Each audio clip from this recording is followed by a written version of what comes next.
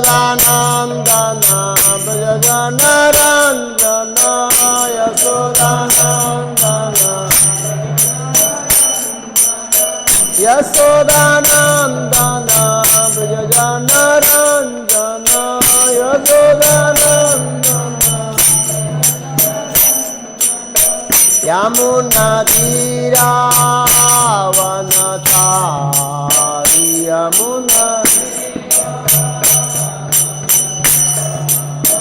यमुनातीरावनचारि यमुना जय राधा माधव कुंज बिहारी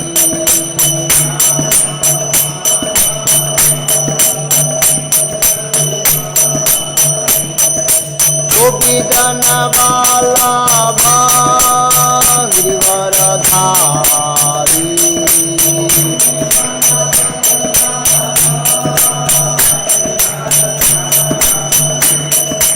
गोपीजन वल्लभ गिरिवरधारी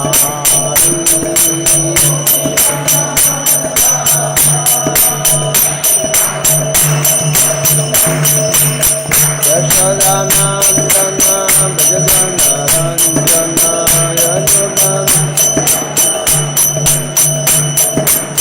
यशोदानन्दन व्रज जनरञ्जन यशोदानन्दन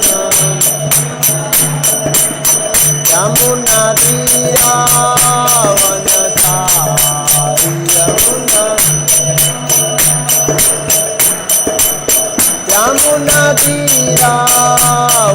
यमुनातीरावनचारि यमुना जय राधा माधव कुंज बिहारी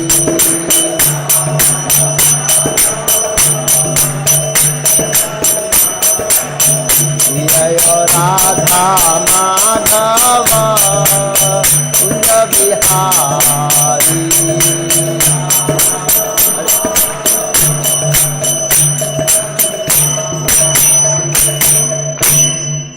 जो विष्णुपाद परमहंस परिवदकाचार्य श्री श्रीमद चरणारविंद भक्तिवेदांत स्वामी प्रभुपाद की अनंत कोटि वैष्णव विंद की श्री श्री गौर निताय की निताय गौर प्रेमानंदे। कैसे वॉइस बहु लो से यूट्यूब में वॉइस लो से એવું કહેશે તમને સંભળાય છે આમ બરોબર? એક જણની કોમેન્ટ છે આગે વોઇસ વેરી લો.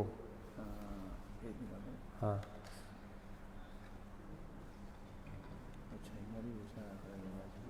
है नहीं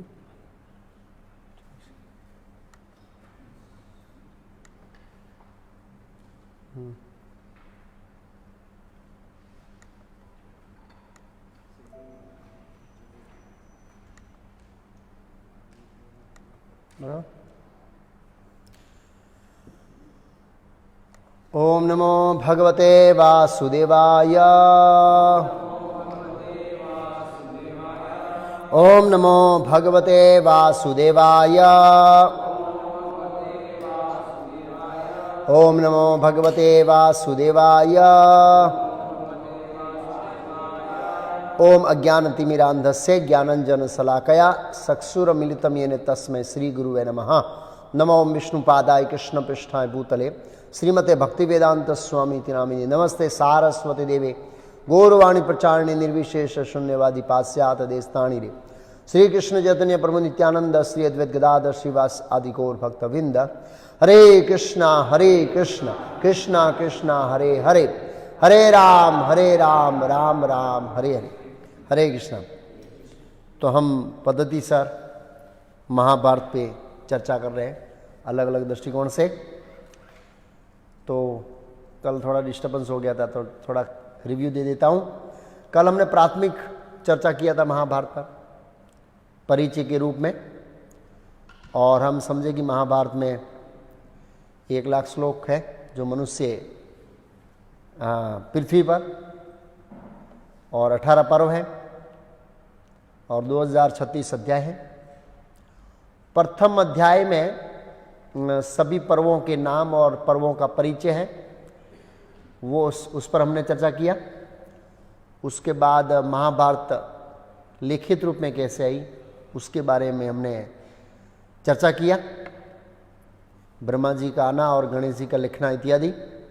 और कल हम ये भी समझे थे कि 8800 श्लोक का महाभारत के अंदर डबल मीनिंग के साथ है, जानबूझकर किया ऐसा उन्होंने, व्यासदेव ने। और व्यासदेव ने कहा कि अहम वेति सुको वेति संजय वेति वा नावा, मीन्स मैं जानता हूँ, सुखदेव गोस्वामी इसका अर्थ जानते हैं, और कोई जानता है, संजय जानता है नहीं जानता मुझे पता नहीं है, ऐसा व्यासदेव ने कहा। इसलिए महाभारत के विषयों को और तत्वज्ञान को गुरु परंपरा में समझना चाहिए। और व्यासदेव ने प्रथम अध्याय के एंड में बताया था कि विशेषकर इस महाभारत में वासुदेव कृष्ण के गुणगान है। वेदों का जो मर्म है, वेदे से अहम सर्व से प्रभु नहीं, वेदे से सर्वस्य, हाँ वेदे से सर्व अहम वेद्य, वेदों के अंदर जाने योग्य मैं ही हूँ। तो वो सिद्धांत वेद व्यास ने महाभारत में अलग अलग दृष्टिकोण से समझाया, उसका वर्णन वेद व्यास ने कहा। तो कल प्रथम अध्याय पूरा किया था, आज दूसरे अध्याय से आरंभ होता है टॉपिक। आज के अध्याय में 396 श्लोक है, एक अध्याय में 396 श्लोक है पर दूसरे अध्याय में। और वहाँ पर कथा प्रारंभ होती है, कुरुक्षेत्र का नाम कैसे पड़ा। कुरुक्षेत्र का एक दूसरा नाम है समंत पंचक क्षेत्र, समंत पंचक क्षेत्र, पंचक, पंचक मीन्स 5। तो ये नाम क्यों पड़ा? क्योंकि परशुराम जी ने क्षत्रियों का विनाश करके, परशुराम जी ने क्षत्रियों का विनाश किया और 5 बहुत बड़े बड़े कुंड बनाए और उस कुंड में ब्लड भर दिया। क्या भर दिया? 5। अभी भी वो है लेकिन उसमें ब्लड नहीं है, पानी है। और जब वो भर दिया तो पितरों ने कहा भी अब इसको रोक दो, हिंसा को, अच्छा नहीं है।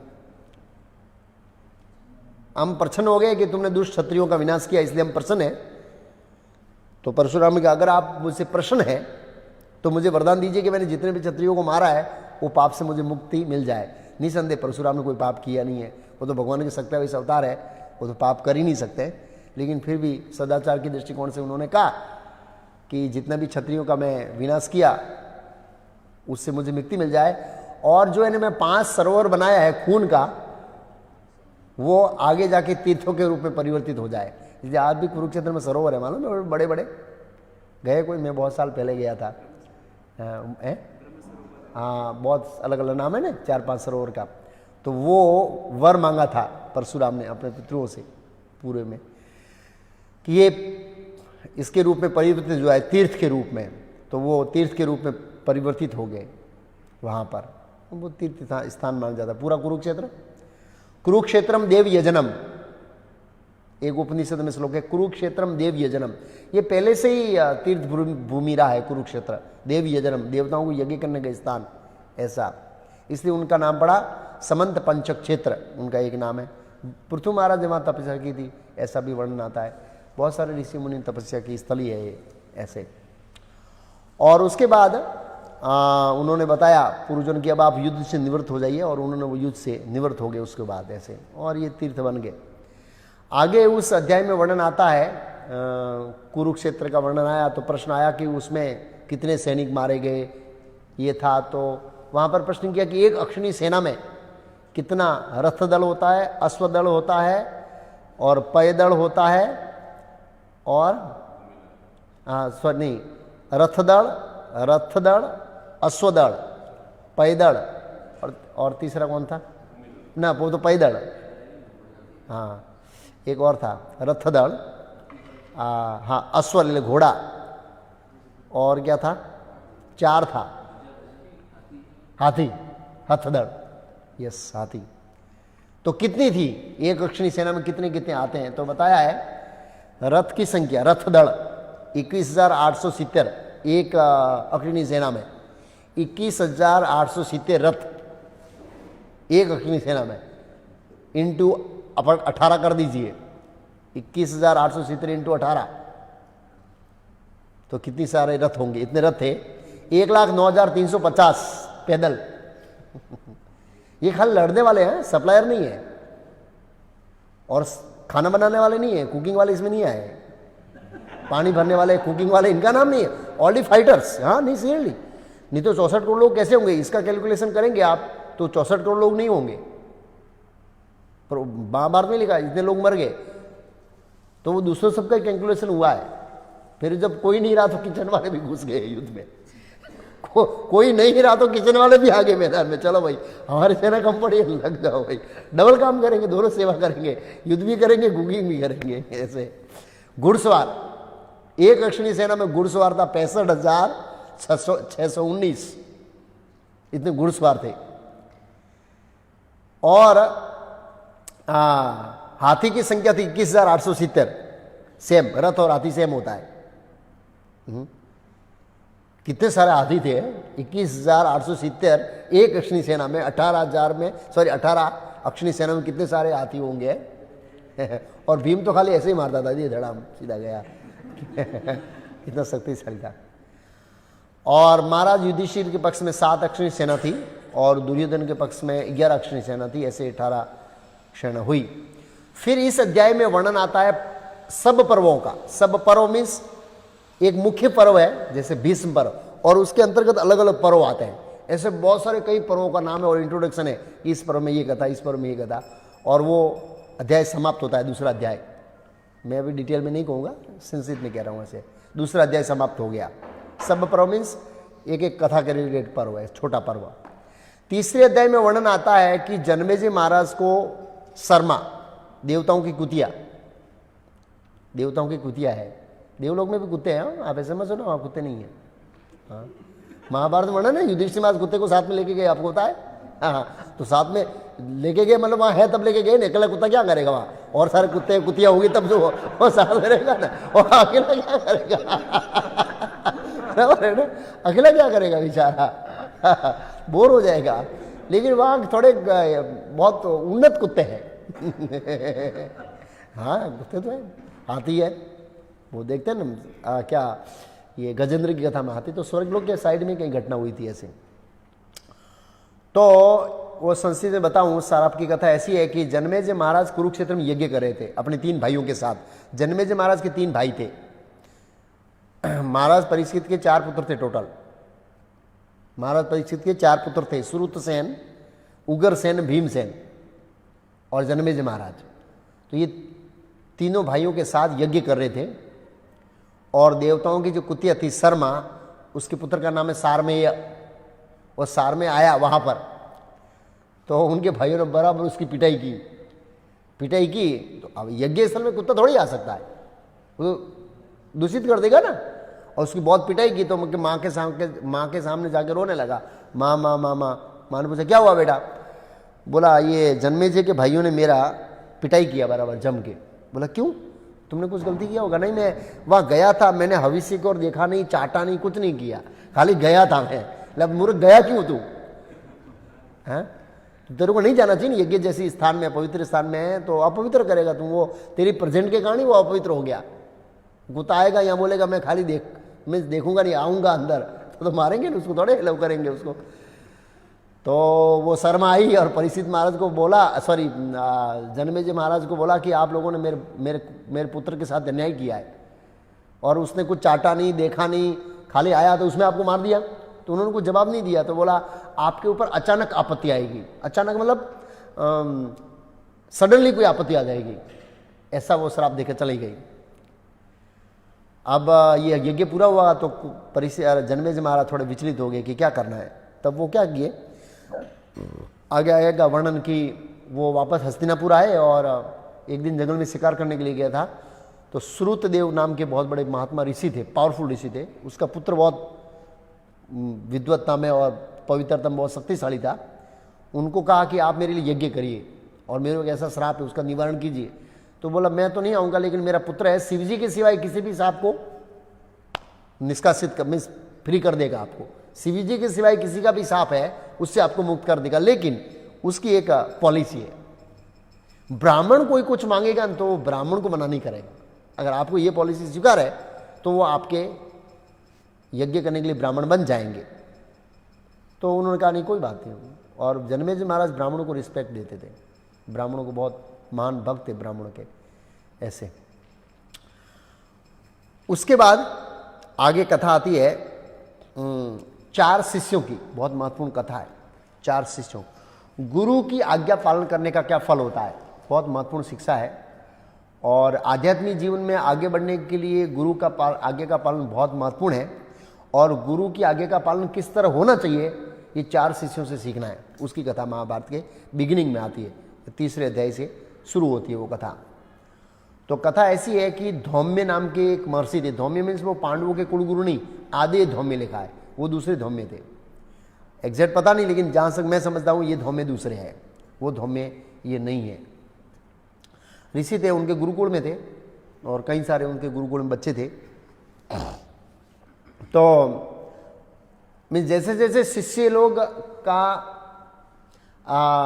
गुरुकुल में पढ़ाई पूरा होता है और जब घर जाना होता है तो उसको एक एक करके उनको क्या लेते, परीक्षा लेते थे। परीक्षा में पास होता था, फिर आशीर्वाद मिलता, फिर घर जाता, ऐसे घर नहीं जाता था। तो एक शिष्य का उसका पढ़ाई, गुरुकुल का पढ़ाई पूरा हुआ। उसका नाम था आरुणि पंचाल, पांचाल देश का था वो, आरुणि पांचाल। तो गुरुजी ने कहा बेटा खेत के अंदर जो पानी की क्यारियां हैं वो टूट जाती है, उसको ठीक कर दो। मतलब ये जो 4 कथा है, और प्रभुपाद जी तत्विधि प्रणिपातेन परिप्रश्नेन सेव्या उपदेशयन्ति ते ज्ञानम ज्ञानिन तत्वदर्शिना, उस श्लोक में कहते हैं कि हमारी आध्यात्मिक जो प्रगति है वो आध्यात्मिक गुरु को प्रसन्न करने में ही वही सीक्रेट है। लोग पूछते हैं आध्यात्मिक जीवन में प्रगति करने का सीक्रेट क्या है, तो वो सीक्रेट है आध्यात्मिक गुरु की प्रसन्नता। 4थे अध्याय के 34वें श्लोक में तत्विधि प्रणिपातेन प्रभुपाद जी ने बहुत महत्वपूर्ण लिखा, वही सीक्रेट है। लोग पूछते क्या सीक्रेट है, बस गुरु को प्रसन्न करो, आपको सब आशीर्वाद मिल जाएगा और उस आशीर्वाद से आप जा सकते हैं। इसका मतलब ये नहीं है कि हरे कृष्ण नहीं करना, क्योंकि गुरु जी ऐसे नहीं बोलेंगे कि आप मेरे को प्रसन्न करो तो हरे कृष्ण बंद करो, वो कभी नहीं बोलेंगे। हम सोचे ये मंगला आरती ये वो, गुरु को प्रसन्न कर लूँ, आशीर्वाद ले लूँ, सीधा चला जाऊँ, कुछ करना ही नहीं है, इसका मतलब ये नहीं है। लेकिन ये सीक्रेट है, प्रभुपाद जी ने लिखा, बहुत बड़ा सीक्रेट है, ये बात है। तो पहले शिष्य की परीक्षा, पांचाल, आरुणि पांचाल, उसको बोला क्यारी टूट गई है। खेत में वो क्यारी होते हैं ना, पानी को रोकने के लिए क्यारी बोलते हैं उसको हिंदी में, गुजराती में क्यारी, हाँ नीक नीक जो भी है। तो उसको बोला वो टूट जाती है बार बार बेटा, तो उसको रोक। तो ये गया सुबह 5 बजे मंगला आरती करके 16 माला करके निकला और 9 बजे काम शुरू किया। ब्रेकफास्ट के बाद प्रसाद लेने के बाद ट्राई कर रहा है 1 बजे 2 बजे 3 बजे 4 बजे 5 बजे, पानी नहीं रुक रहा है। ये बंदा खुद सो गया, ऐसे लेट गया, बस नहीं जाने दूंगा पानी को। सो रहा है। शाम को 6-7 बज गए, अंधेरा हो गया। और जो भी गुरु सेवा सौंपते थे तो शिष्य लोग आके प्रणाम करते, गुरु जी मैं काम करके आ गया, गुरु जी मैं ये करके आ गया, गुरु जी का। तो लास्ट में देखा कि अभी आएगा 7, 8, 9 बज गए, तब तक ये आरुणि पंचाल नहीं आया, पांचाल। तो धौम्य मुनि ने पूछा शिष्यों ये आरुणि पांचाल कहाँ गया, अभी तक आया नहीं। बोला गुरुदेव आपने उसको आज्ञा दिया था पानी वो रोकने के लिए, क्यारी के लिए, तो लगता है कि वहां से नहीं आया। हाँ बोला चलो। तो 2-4 शिष्यों को लेके गया, अंधेरा हो गया था। बेटा कहाँ है? बोला गुरुजी मैं यहाँ सो रहा हूँ। वो तो उस पानी में बहुत कीट काट रहे थे, ये कर रहे थे, वो कर रहे, सब कुछ सहन कर रहे थे। दोपहर का प्रसाद नहीं भेजा उनको। वो बिना प्रसाद के गुरु मुख पद्म वाक्य चिते थे करिया एक आर नो करिया आशा। गुरु ने आज्ञा दिया पानी को रोकना है, बस कोई आशा नहीं। तो बुलाया था, तुरंत उठा और आया, गुरुदेव ये पानी की क्यारी में सोया था, आपने बोला था पानी नहीं रुका तो कुछ हो गया ऐसे। तो गुरु बहुत प्रसन्न हुए, बेटा तूने मेरी आज्ञा का पालन किया है, मैं तेरी भक्ति और शरणागति प्रसन्न हूँ। अब तेरी ये विद्या पूरी हो गई। समावर्तन, कल समावर्तन बोलते हैं उसको, अंतिम दिन को समावर्तन कर गए, तू घर जा सकता है। उसको आशीर्वाद दिया और घर चले गए। दूसरे शिष्य का नाम है उपमन्यु। अब उसका भी एजुकेशन पूरा होने आया गुरुकुल का।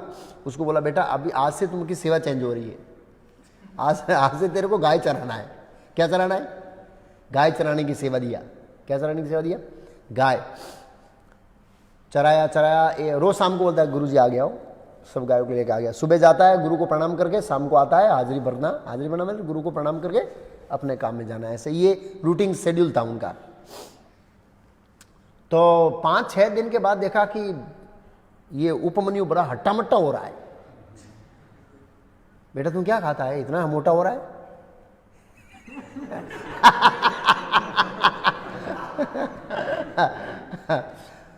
बोला गुरुजी मैं भिक्षा ग्रहण करता हूं, भिक्षा ले लेता हूं, सब वो खाता हूं। भिक्षा गुरु को दिए भी ना, तेरा अधिकार नहीं है बेटा भिक्षा के ऊपर। भिक्षा के ऊपर पहले गुरु का अधिकार है, तेरे को सब भिक्षा लाके गुरु को देनी चाहिए और फिर तेरे गुरु तेरे को देगा, उसमें से तेरे को खाना है। ये वैदिक सिस्टम। अच्छा गुरुजी ऐसा है, कल से ऐसा ही करूंगा। और रोज लाके भिक्षा दे, 7 दिन हो गया है, रोज लाता है गुरु को भिक्षा देता है, रोज लाता है गुरु को भिक्षा देता है, और गुरु जी कुछ देते नहीं है सामने, बंद। तो भी ये 7 दिन के बाद देखा ये भी हट्टा कट्टा है।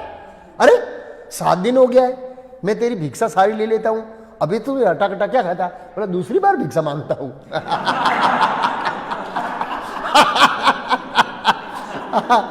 बोला ये तो तू अन्याय कर रहा है, इससे दूसरे साधु है उनको भिक्षा नहीं मिलेगी, तेरे को ऐसा नहीं कर रहा है, ऐसा नहीं कर सकते तू, ये वैदिक सिस्टम नहीं है। इससे लोभ बढ़ता है और दूसरे जो साधु है उनको नहीं मिलेगा ना, वो दूसरे का भाग तेरे को दे देंगे, तो फिर वो भूखे रह जाएंगे। जी गुरुजी ऐसा है तो कल से नहीं मांगूंगा। 1 सप्ताह हो गया, फिर भी हट्टा कट्टा है, ऐसा का ऐसा है। अरे मैंने तेरा प्रसाद सब बंद कर दिया, अभी भी तू हट्टा कट्टा है, फिर निर्वाह कैसे होता है? बोला गाय का दूध पीता हूं। अच्छा तो गाय का दूध नहीं पी सकता है मेरी आज्ञा के बिना, हमें आज्ञा दूंगा तभी पीना है। जी गुरुजी कल से नहीं पीऊंगा। गाय का दूध भी बंद हो गया। अब 7 दिन के बाद फिर भी हट्टा कट्टा है। अरे मैंने तेरा प्रसाद, प्रथम प्रसाद बंद कर दिया, दूसरा प्रसाद बंद कर दिया, तीसरा गाय का बंद कर दिया, अभी भी तो हट्टा क्या खाता है? तो बोला वो बछड़े है ना, दूध पीते हैं साइड में से फीण निकालते हैं, वो फीण को मैं पी लेता हूं और उससे भी मेरी बॉडी मस्त रहती है। बोला नहीं कल से वो भी बंद, क्योंकि ये बछड़े हैं ना, वो गुणवान बछड़े हैं और बछड़ों को तेरे ऊपर दया आती है, इसलिए बछड़े क्या करते हैं जानबूझकर बहुत सारा फीण निकालते हैं और खुद पीते नहीं है बेचारे और भूखे रहते हैं, इससे तेरे को अपराध लगेगा। अच्छा गुरुजी ऐसा है तो कल से बंद। एक के बाद एक बंद हो रहा है। गुरु की परीक्षा आप लोगों को नहीं चलता है? आप लोगों को ऐसा नहीं लगता है भरूच के ब्रह्मचारी के साथ ऐसा ही हो रहा है?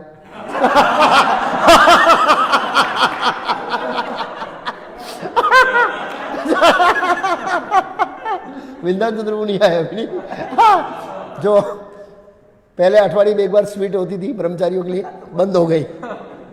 पकौड़ा होता था, बंद हो गया। चपाटी होती थी, वो भी 3 दिन में एक बार कर दिया भाई। फिर चपाटी के बाद सब्जी बंद हुई, अब राइस दाल और खाली क्या है? सास है। तो ठीक है वैसा ही, वो पानी जैसा ही है, उसको काउंट नहीं करेंगे। अब आगे जाके क्या बंद होने वाला आपको पता है? दाल बंद होने वाली है। उसके बाद क्या बंद होगा? राइस, और उसके बाद खाली क्या आएगा? सास। 6 गोस्वामी की तरह। अगर आप उसमें पास हो जाएंगे तो क्या फल मिलेगा आपको? ये नोटबुक चली जाएगी, ये नोटबुक चली जाएगी, नोट डाउन करने की जरूरत नहीं रहेगी। कैसे मैं आगे बताऊंगा। और लेक्चर की तैयारी करने की जरूरत नहीं पड़ेगी। बस 2 चीज का इसका फल ये मिलेगा आपको। क्या फल मिलेगा? हाँ शास्त्रिक फल मिलेगा।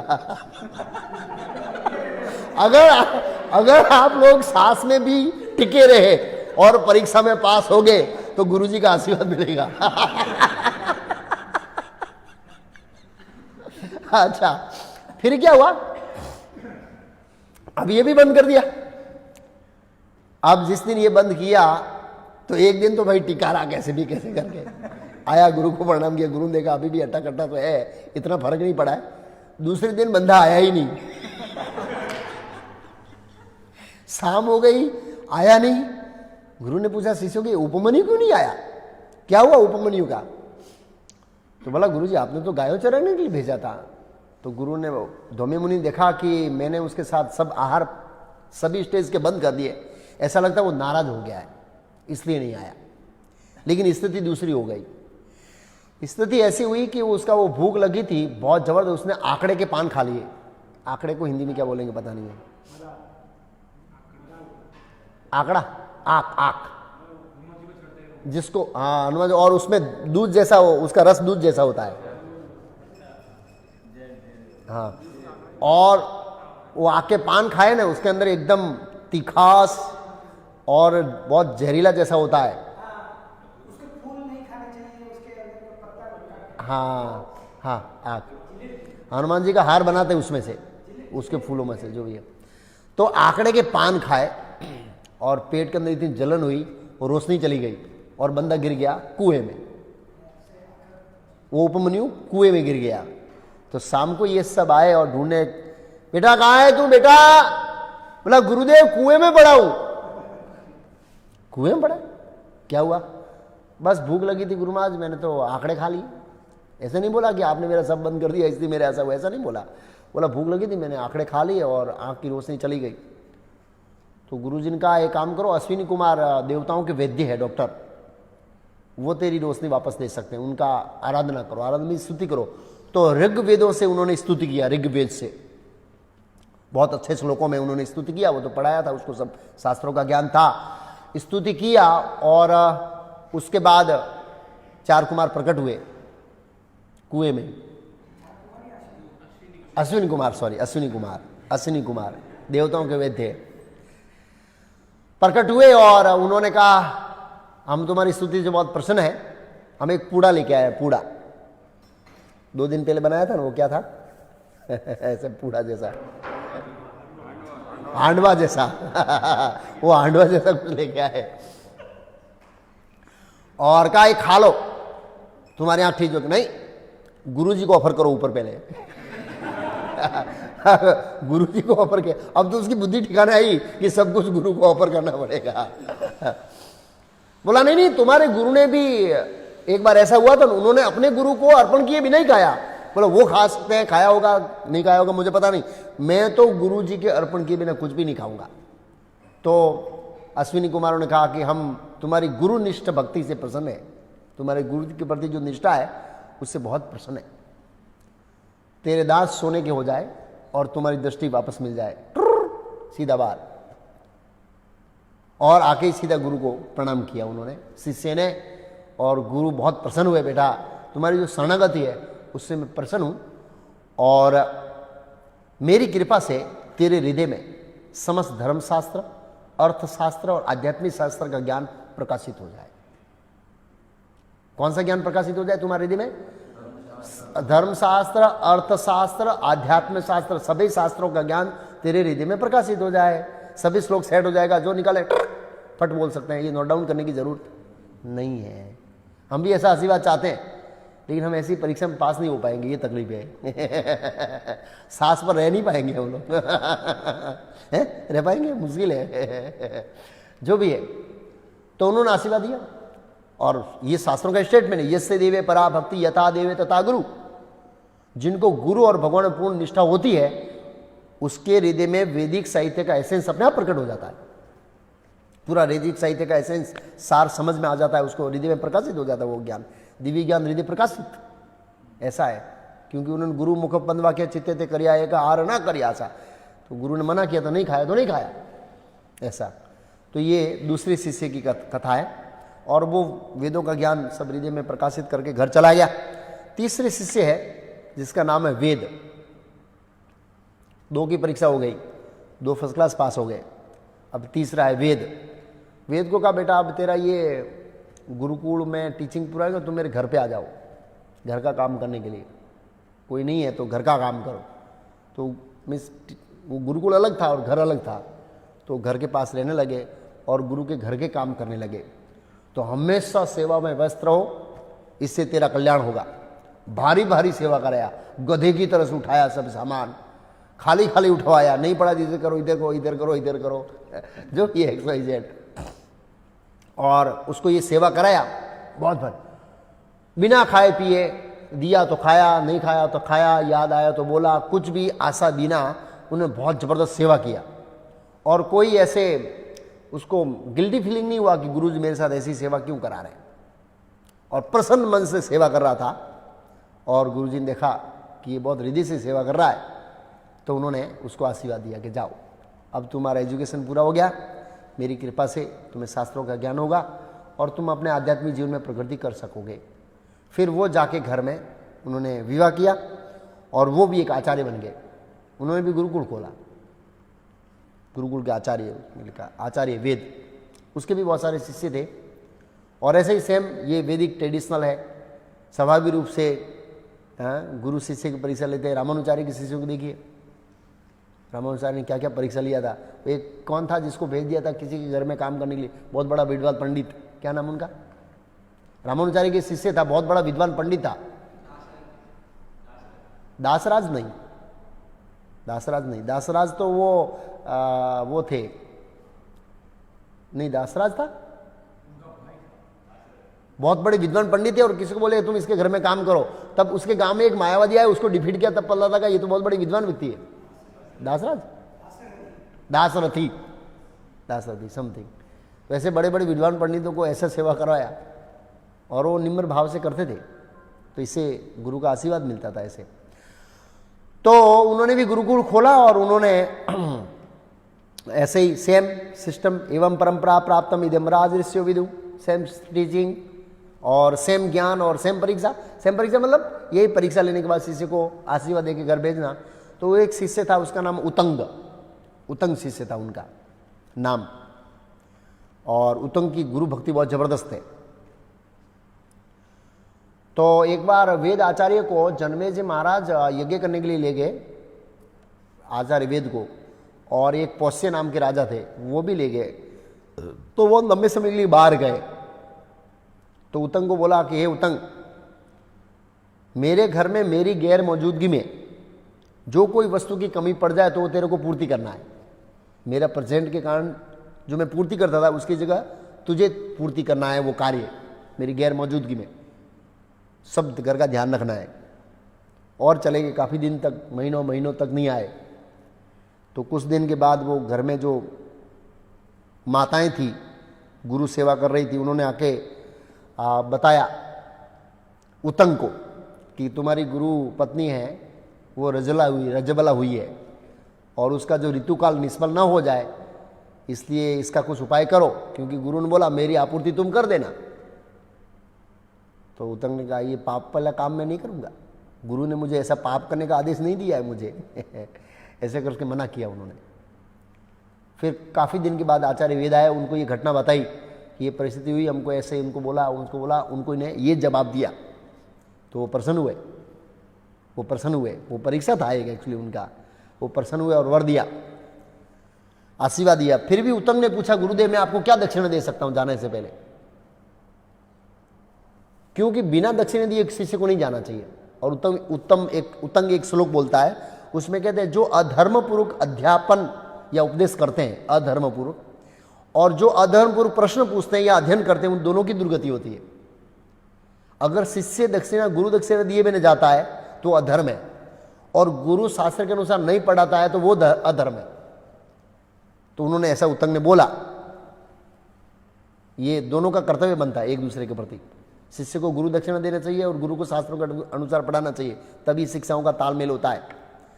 तो ऐसा रिक्वेस्ट किया कि मुझे कुछ गुरु दक्षिणा देनी चाहिए और मुझे आप मौका दीजिए सेवा करने का। बोले ठीक है कुछ दिन रुक जाओ। तो उतंग कुछ दिन रुक गया। कुछ दिन के बाद फिर पूछा गुरुदेव घर जाना है, मैं दक्षिणा दे दूं ऐसे? ठीक है जाओ, अपनी गुरु माता से पूछो, गुरु माता आपसे क्या चाहती है वो दे दो और चले जाओ। वो गया और गुरु माता से पूछा, गुरु माता अब मेरा शिक्षण पूरा हो गया, मुझे गुरु दक्षिणा देना है, तो मैं क्या गुरु दक्षिणा दूं? तो उन्होंने कहा जाओ, राजा पोष्य की पत्नी है, उनके पास 2 कुंडल है, वो मेरे लिए वो मेरे लिए लिया हो। आज से चौथे दिन मेरा एक व्रत शुरू होने वाला है और मैं चाहती हूँ उस व्रत का आरंभ वो पहनकर और मैं ब्राह्मणों को प्रसाद खिलाकर बाद में आरंभ करूं। तो उतंग गया राजा पोष्य के पास, जा रहा था, रास्ते में एक मोटा बैल था, बैल के ऊपर एक मोटा आदमी बैठा था। उसने बोला इसका गोबर खा लो। क्या खा लो? गोबर नहीं खाऊंगा। बोला तेरे गुरु ने भी खाया था। अच्छा, फिर खा लिया। और बहुत जल्दी जल्दी में था, हाथ धोया नहीं, आचमन खड़े कर लिया और राजा पोसे के पास गया। उन्होंने कहा आओ भूदेव, स्वागत है आपका, कैसे आना हुआ? बोला गुरु दक्षिणा में मुझे मेरी गुरु माता को आपके पत्नी के 2 कुंडल देने हैं। ठीक है, जाओ अंतपुर में जाओ। अंतपुर में स्त्रियों का निवास स्थान वेदिक काल में अलग था। ऐसे गए तो वहां पर कोई नहीं था। आके बोला महाराज आपने मेरे साथ धोखा किया, मजाक किया। मैं अंतपुर में गया तो वहां आपको आपकी रानी है ही नहीं। ओ कुछ गड़बड़ लगता है। मेरी रानी अपवित्र व्यक्ति को दृश्यमान नहीं होती है। हाँ, जो व्यक्ति अपवित्र उसको देख नहीं सकते। आपने कुछ खाया होगा, हाथ पैर बराबर धोया नहीं होगा, आचमन किया नहीं होगा, इसलिए आपको देख नहीं रहते। हाँ याद आया, वो गोबर खाया था और मैंने खड़े खड़े आचमन कर लिया था, तो खड़े खड़े आचमन भी नहीं करना चाहिए। और हाथ पैर उन्होंने बराबर धोए नहीं थे, इसलिए वो अपवित्र। तो फिर उन्होंने वो पूरा प्रोसेस किया, बैठ के हाथ पैर धोया और जो आचमन का सिस्टम था सब किया। और वो करने के बाद उसमें दिशा भी लिखी है, किस दिशा में बैठ के आचमन करना चाहिए। अब तो हम तो बहुत कम नहीं पालन करते हैं इसके बारे में। तो गए और वो महारानी बैठी थी सिंहासन पर और उन्होंने देखा कि ये बहुत योग्य ब्राह्मण है, गुरुनिष्ठ है, इनको कुंडल देने से मेरा भला होगा। और दिया उन्होंने। और देने हुए महारानी ने कहा सावधान रहना, ये तक्षक नाग है, ये कुंडल लेने में ताक में रहता है, इसलिए उससे सावधान रहना। और फिर वो महाराज से मिलने गए। राजा को कहा कुंडल मिल गए, मैं जा रहा हूँ। नहीं ऐसे कैसे हो सकता है? आप जैसे ब्राह्मण बहुत साल बाद आते हैं हमारे घर, कुछ प्रसाद ले लीजिए। तो समय बहुत कम है, बोला जल्दी कीजिए। ठीक है, जल्दी जल्दी बनवाया और जो भी है वो अन्न लाया, सामने रखा, देखा कि उसके अंदर क्या था, बाल। तो उन्होंने कहा कि अन्न के अंदर बाल गिर गया है तो ये अशुद्ध हो गया है। मुझे भी एक प्रसंग याद है, बहुत साल पहले गुरु महाराज आदि केशव प्रभु के घर करमसद प्रसाद लेने के गए थे। गुरु महाराज करेला की सब्जी खाते हैं ऑलमोस्ट उस समय। तो करेला में एक बाल था। महाराज उठ गए, प्रसाद भी नहीं लिया। प्रसाद लिया ही नहीं। तो जो कुकिंग करते हैं उनको ध्यान रखना चाहिए बालों का, बहुत सीरियस से। वो अन्न को अशुद्ध कर देता है। और फिर वो अन्न ठंडा था। तो ब्राह्मण ने कहा कि भूदेव आपने मेरे को शुद्ध अन्न बताकर अशुद्ध अन्न दिया, साथ साथ में ठंडा दिया और मेरे साथ धोखा किया। ब्राह्मण के साथ ऐसा करने की क्या जरूरत है? मुझे तो लेना नहीं था, लेकिन आपने जबरदस्ती किया इसलिए स्वीकार किया। मैं आपको श्राप देता हूं कि आप अंधे हो जाओ। तो उसने भी सामने श्राप दिया कि शुद्ध अन्न को आप अशुद्ध बोल रहे हैं और गर्म अन्न को ठंडा बोल रहे हैं। मैंने अभी अभी बनाया, आपने मेरे ऊपर गलत आरोप लगाया, इसलिए आपको श्राप देता हूं कि आपका कोई संतान नहीं होगा। और फिर राजा ने पता लगाया कि वास्तव में उसके अंदर वो बाल था और स्वीकार किया। तो उन्होंने उनको श्राप से मुक्त कर दिया ब्राह्मण ने। लेकिन राजा बोले मैं तो श्राप से मुक्त नहीं कर सकता हूं, क्योंकि मेरे पास पावर है नहीं, रिवर्स गियर में गाड़ी चलती नहीं है। मतलब मेरे अंदर श्राप दे दिया, वो पावर पूरा हो गया, अब रिटेन लेने की नहीं है। ये अश्वत्थामा जैसा है। ब्रह्मास्त्र चला दिया लेकिन पीछे खींचने के पास शक्ति नहीं है, वो पावर ही नहीं था। तो फिर उतंग ने कहा आपका श्राप मुझे पे लगेगा नहीं, क्योंकि मैंने साबित कर दिया कि मैं निर्दोष हूं। ऐसे ओके, वो कुंडल लेके निकल गए, पाट पाट पाट पाट निकले। तो अब नित्य कर्म करने का समय हो गया था। रास्ते में वो स्नान करने के लिए गए और यहाँ पर रखे, और तक्षक आ गया एक डाकण के रूप में, कुंडल लेके भाग गया। अब इसने जल्दी जल्दी स्नान किया और उसके पीछे भागा भागा भागा। तो तक्षक ने अपना स्वरूप धारण कर लिया और एक बिल था, गड्ढा, उसके अंदर घुस गया। अब इसके पास एक लाठी थी, वो तो ऐसे ऐसे उसको खोद रहा था। देवराज इंद्र ने देखा इसे कब खोदेगा, वज्र को आगे दिया, जाओ इसके डंडे में घुस जाओ। तो ऐसे किया तो सीधा हॉल हो गया, नागलोक चला गया। कहाँ चला गया? वो हॉल सीधा नागलोक गया। और नाग लोगों की नगरी देखी तो भव्य नगरी नाग लोगों की। तो वहां पर नागों की बहुत स्तुति किया शास्त्रों में से, जो भी स्तुति है शास्त्रों में से, वो तो शास्त्र क्या था। फिर भी कोई नाग आया नहीं, कोई आया नहीं सामने उसको जवाब देने के लिए। फिर वो घूम रहे थे। फिर उसने क्या किया, 2 स्त्रियां देखी और वो चरखा होता है, चरखा मालूम है, उसके ऊपर सूत मीन्स धागे से गूंथ रही थी उसको। और उस धागों में एक धागा काला था, एक सफेद था। और वो जो चक्कर था जिसके ऊपर उसमें 12 आरे थे, आरे, और 6 कुमार उसको घुमा रहे थे, उसको गोल गोल घुमाने के लिए 6 कुमार, और एक श्रेष्ठ पुरुष था वहां पर, और उसके साथ एक सुंदर अश्व था, घोड़ा। उसने उस पुरुष की स्तुति किया, जो भी यथाशक्ति स्तुति किया। तो उन्होंने बताया परिस्थिति मेरे ऐसे, गुरु माता को वचन दिया है समय पर कुंडल पहुंचाना है, नहीं तो मेरी विद्या निष्फल हो जाएगी पूरे जीवन की जो किया है वो। उन्होंने कहा इस घोड़े के गुदा में फूंक मारो। उसने घोड़ा के गुदा में फूंक मारा ना, तो चारों तरफ से धुआं निकला, तो पूरा नागलोक धुएं से भर गया, इतना धुआं निकला उसके शरीर के अंगों से, घोड़े के। और फिर तक्षक डर गया कि मामला गड़बड़ हो जाएगा, पूरा नागलोक धुएं से भर गया। तो फिर उसने कुंडल दे दिए। अब ये सोच रहा है कि कुंडल लेके यहां से जाऊंगा, तब तक तो कितने सालों साल बीत जाएंगे, नागलोक कितना नीचे है, क्या करूं। सोच रहे थे, तब जो पुरुष खड़ा था वो घोड़े के पास, उसने कहा इस घोड़े पर सवार हो जाओ और तुरंत तुम अपने गुरु के पास पहुंच जाएंगे। अब गुरु पत्नी स्नान करके तैयार हो रही थी और सोच रही थी कि अब समय हो गया मेरा व्रत प्रारंभ करने का, शिष्य आया नहीं, लगता है मैं उसको श्राप दे दूंगी। बस सोच रही थी कि तुरंत उतंग आया कुंडल लेके, और उसने गुरु पत्नी ने बताया बेटा मैं तेरे को श्राप देने की तैयारी में था, लेकिन तू समय पर आ गया। आशीर्वाद दिया उन्होंने कि आप आध्यात्मिक जीवन में आगे बढ़ो इत्यादि। और उसके बाद ये उतंग गुरु के पास गया, तो गुरु ने पूछा इतना लेट क्यों हुआ। बोला तक्षक नाग ने बीच के अंदर ऑब्स्टेकल डाल दिया। पूरी कथा बताई कि ऐसे ऐसे हुआ। अब वो गुरु को पूछ रहा है कि गुरुदेव एक बात समझ में नहीं आई कि वो 2 स्त्रियां थी वहां नागलोक में, वो कौन थी। तो बोला वो धाता और विधाता थी वो स्त्रियां। फिर बोला सफेद और काले धागे का मतलब क्या है। बोला दिन और रात थे। जो आरा से चक्र था वो क्या था। बोला 12 आरा थे, 12 महीने थे।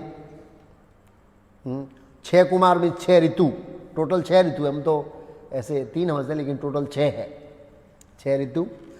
और वो चक्र का तुलना हुआ है संवत्सर में, समय का कैलकुलेशन का एक नाम है। और जो पुरुष खड़े थे वहां अश्व के पास, जिसने तेरे को बोला इस घोड़ा के गुदा में फूंक मारो, वो देवराज इंद्र थे। और जो घोड़ा था वो स्वयं अग्निदेव थे। फूंक मारने से उसके शरीर में से क्या निकला, धुआं निकला। और तब जो यहां से राजा पौष्य के पास गया था, और रास्ते में जो बैल था वो बैल नहीं था, वो तो ऐरावत था। और गोबर खाया, वो गोबर नहीं था, वो तो अमृत था। क्योंकि तुम्हें बिना अमृत पिए नागलोक में जाता तो वापस नहीं आता, क्योंकि वहां तो पूरा जो पोल्यूशन है, विष से भरा हुआ वातावरण है। सब सांपों, नागों से, श्वास से क्या निकलता है, विष निकलता है। तो उनके शरीर में विष होता है, इसलिए असर नहीं होती है। जो अंकलेश्वर में रहते हैं उनको नहीं लगता है कि पोल्यूशन है, वो बहुत अच्छा वातावरण है, ऐसा वातावरण तो सुंदर है। लेकिन बाहर का जाएगा तो यार दुर्गंध आ रही है, लेकिन वहां लोकल लोगों को कुछ नहीं होगा। तो नागलोक में रहने वाले को जहर की असर नहीं होती, क्योंकि तो खुद का शरीर जहर का बन गया है, और केमिकल का पूरा शरीर बन गया है ना। हाँ, वो बोले उनको तो वो सूखने को नहीं मिलेगा, तो बोले यार मजा नहीं आ रहा है। हाँ, मजा नहीं आ रहा है, सही। और जो पुरुष थे बैल के ऊपर, वो देवराज इंद्र थे। और देवराज इंद्र है वो मेरे सखा है, और देवराज इंद्र ने तुम्हारे ऊपर अनुग्रह किया, कृपा किया, जिसकी वजह से आज तुम कुंडल लेकर आ सके। नहीं तो ये कुंडल तुम नहीं ला सकते, और ये गुरु का दक्षिणा तुम नहीं देख सकते। मतलब उतंग का निष्ठा थी कि मुझे किसी भी हिसाब से गुरु का दक्षिणा देना है, तो इसलिए देवराज इंद्र ने उनको मदद किया। कहने का मतलब ये है। तो ये 4 शिष्यों की कथा है जो हमको संदेश देती है गुरु के समर्पण। प्रभुपाद जी के शिष्यों में ऐसा समर्पण देखा जाता है।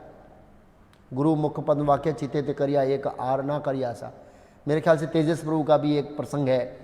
वो प्रभुपाद जी वृंदावन से जा रहे थे ऋषिकेश, और प्रभुपाद जी ने ऐसे ठेला उठा के बोला दिल्ली आया, ले पकड़, उतर जा, मंदिर बना जा। बोला मैं कहाँ रहूंगा प्रभुपाद जी, पैसा नहीं है, कुछ भी नहीं बोला। गुरु मुख पद्म वाक्य चिते ते करिया एक आर ना करिया सा, तेजस प्रभु को बोला, और तेजस प्रभु उतर गए। कहाँ रुकेंगे, क्या करेंगे, कुछ ठिकाना नहीं है।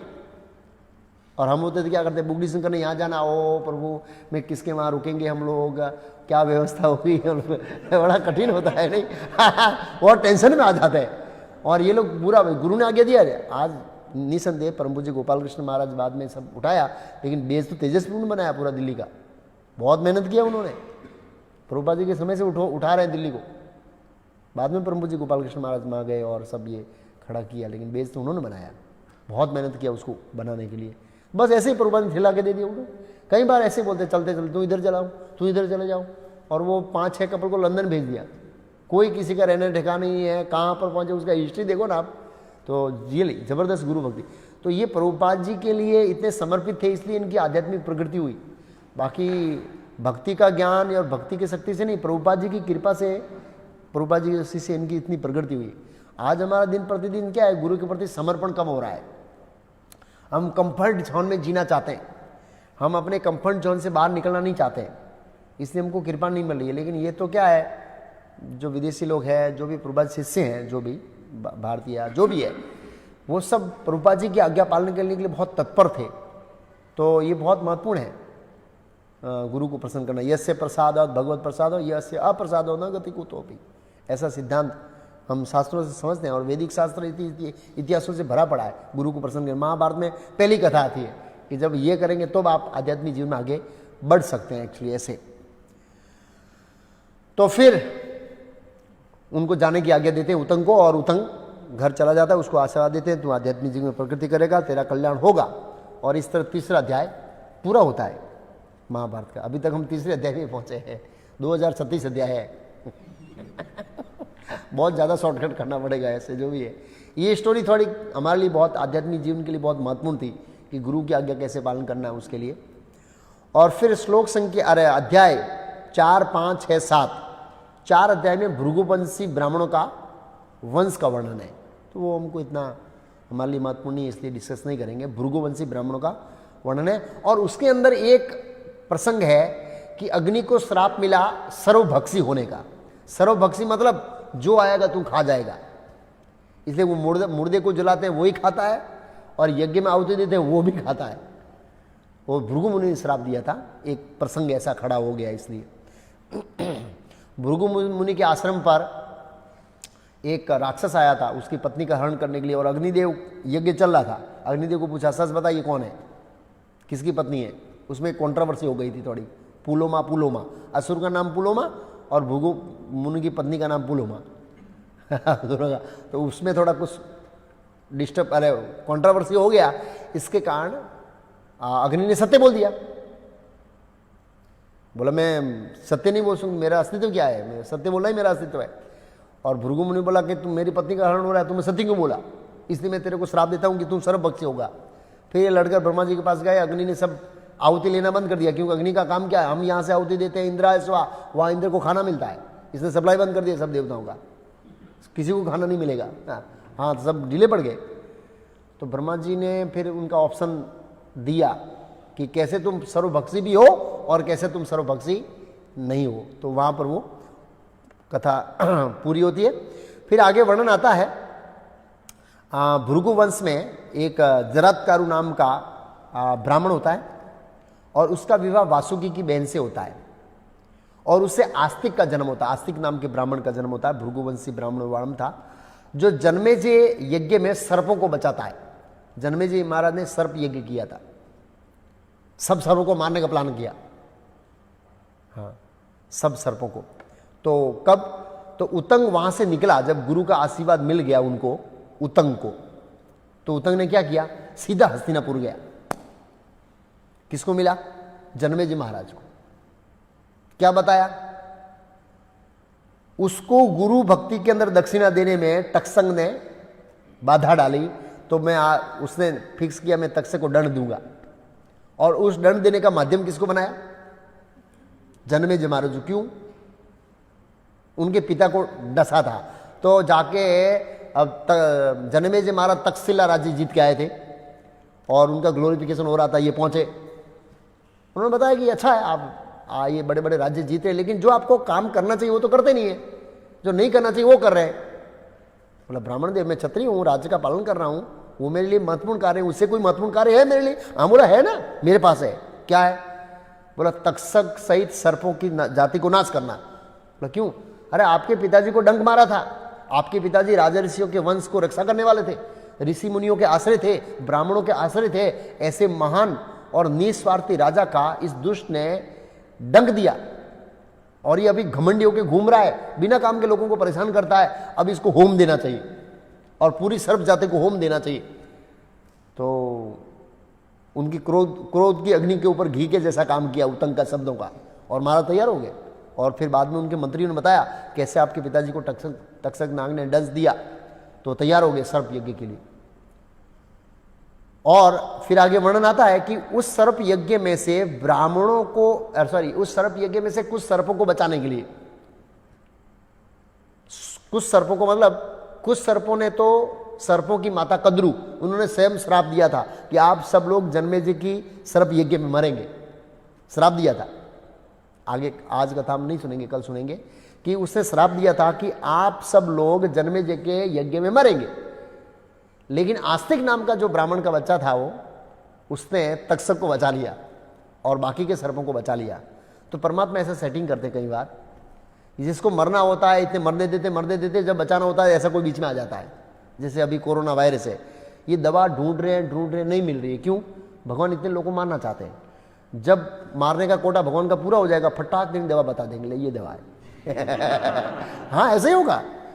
कोई भी रोग देखो, जब शुरुआत में आता है तो जितने मरने होते हैं ना उसके अंदर से वो मर जाते हैं, और जब परमात्मा को लगता है कि सब कोटा पूरा हो गया मरने का, तब किसी को बुद्धि देंगे, तू दवा बना, फट लेने दवा बना देती। अभी किसी को भगवान बुद्धि नहीं दे रहे, बहुत बुद्धि लगा रहे, बड़े बड़े धर्म धुरंधर बुद्धि लगा रहे, लेकिन कहीं से मेल खा नहीं रहा है। क्यों? परमात्मा जिसको निश्चय किया है कि इतना कोटा मेरा पूरा करना है, उसके बाद ही बुद्धि देंगे। तो उसमें काफी सर्प मर गए, करोड़ों सर्प मर गए। तो सर्पों की माता ने ये श्राप दिया था, और उस श्राप से बचाने के लिए वासुकी ने ये जरातकरु नाम के ब्राह्मण से अपनी बहन का विवाह कराया, और उससे आस्तिक का जन्म हुआ। बहुत बड़ा पंडित विद्वान था, और आस्तिक ने सर्पों को बचाने के लिए जन्मेजय महाराज के यज्ञ में प्रवेश किया। तो कल हम वो कथा सुनेंगे, सर्पों के जन्म और गरुड़ जी की कला कल सुनेंगे। गरुड़ जी का पराक्रम क्या था? आहा, हनुमान जी का पराक्रम तो कुछ नहीं है गरुड़ जी के सामने, ऐसा पराक्रम था गरुड़ जी का, खतरनाक। गरुड़ जी की कथा कल सुनेंगे, क्योंकि वही हमको ले जाएंगे तो भगवान धाम वही ले जाएंगे ना। तो एक क्लास में तो उनका एप्रिसिएशन करना पड़ेगा ना। हम साउथ इंडिया में जाते हैं, सभी मंदिरों में भगवान के सामने कौन बैठते हैं? और गरुड़ स्तंभ होता है। तो हमेशा चैतन्य महाप्रभु गरुड़ जी को प्रणाम करते थे, क्योंकि गरुड़ जी लेके जाएगा वहाँ पर, तो उनका ग्लोरिफिकेशन करना पड़ेगा। वो बोलेगा दो शब्द तो मेरे बारे में बोले कुछ, चलो इसको उठा लेते हैं। वैसे तो हमको कोई ले जाने वाला नहीं है, लेकिन गरुड़ जी की कृपा हो जाए तो ले जा सकते हैं। तो सर्पों की माता और कद्रू की माता का दोनों का झगड़ा हुआ था, और उसमें ये श्राप आया। वो कथा कल हम सुनेंगे। और फिर जन्मेजय महाराज का यज्ञ आएगा, और उस यज्ञ में वो आस्तिक ब्राह्मण आएगा, वो रोकेगा। उसके बाद रियल महाभारत शुरू होगी। अभी महाभारत का बैकग्राउंड चल रहा है, सेटिंग द सीन। महाभारत शुरू हुई नहीं है अभी तक। वैश्वायन मुनि जन्मेजय का डिस्कस नहीं हो रहा है। जैसे भगवान उवाच क्या आता है भगवत गीता के दूसरे अध्याय में 11वें श्लोक से, तब तक तो सेटिंग द सीन, ये महाभारत की कथा बैकग्राउंड सीन चल रहा है। ये जन्मेजय का यज्ञ पूरा होगा, वो आस्तिक आएगा, उसके बाद रियल महाभारत शुरू होगी। वहाँ उस यज्ञ से जन्मेजय महाराज निवृत्त हो जाएंगे, ये सब सर्पों को मारने वाले। फिर बोलेगा अब महाभारत कथा सुनाओ, तब रियल महाभारत शुरू होगी। तो कल से शुरू करेंगे। हरे कृष्णा। शिला प्रभुपाद की, शिष्य गो निताय की, निताय गौर प्रेमानंदे।